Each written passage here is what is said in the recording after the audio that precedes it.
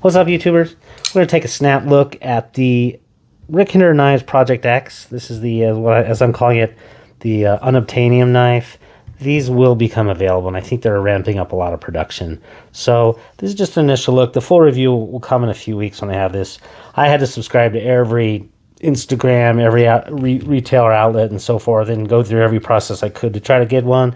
I missed the first go round, was card swiped, like pretty much everybody else who wanted one of these. So out of the gate, you know what? Let's just go ahead and throw a couple Hinderers up here. The XM18, this one's in full tie.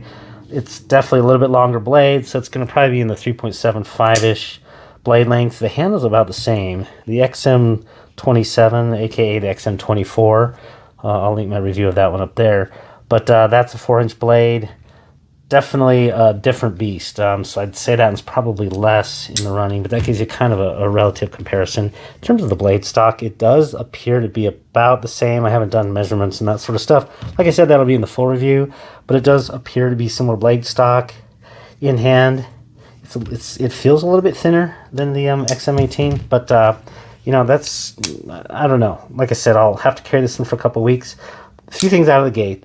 It is a flipper only, no thumb studs. So that I definitely found myself, because I do tend to, on like my Eclipse and the XM18s, use my thumb studs. So that's definitely something different, new. Who knows? It does look as though there's going to be space there for future ones.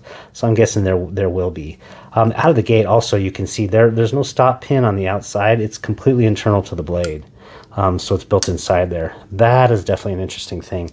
You'll notice the hardware on this is, there's actually a tool. I think they essentially, this is probably from the concept of the full track, but it's actually a tool. It's a hex of some size. Like I said, I'll get those measurements before the full review, but it allows you full takedown with the tool on hand. I actually really appreciate that. It does feel substantial enough that it's not going to come out. I'm not sure if it's steel or titanium yet. I'm guessing it's steel. So I'll be checking those sorts of things out for the full review. In hand, very good for medium, large hands. Definitely it's taller than the XM18. It doesn't drop down. This one I think is going to be a little bit better in gloves maybe than the XM18. And the action seems decent. This one, of course, being a working finished blade, it's going to take a little bit of a while. I do have it on the bearings, and it does come with the tri-way system. So yeah, all things good there. Very interesting that you don't have to use the spanner wrench on the backside here. It just uses good old hex, and they're inset. So that's actually kind of a nice thing. I love that you can just take this thing down. That part of it is really cool. I did slap it in my pocket a couple times. I like the fact that the texturing is here, but it does grab a little bit extra on the pocket, but not so bad and so aggressive that it'll tear your pants, like a cold steel knife. Or the Archbishop 3.0. Review coming soon. Teaser. And you know, overall though, I'd say it's an interesting blade, definitely taller. Let's bring that XM18 out again. Much taller blade, similar blade styles, so it's going to be a little bit thinner behind the edge and a little bit excuse me, cutting device. Nothing like a good old cough. I'll try to get that out of there. And yeah, I think that's probably, you know, you're going to have all the good accoutrements for customizing and spending lots of money and sending it Hinderer's way.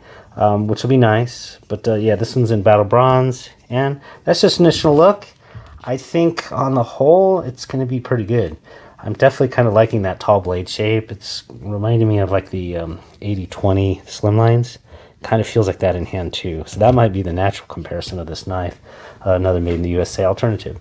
So, yep, look for the full review coming up. And this is just an initial look-see at the Project X Unobtainium.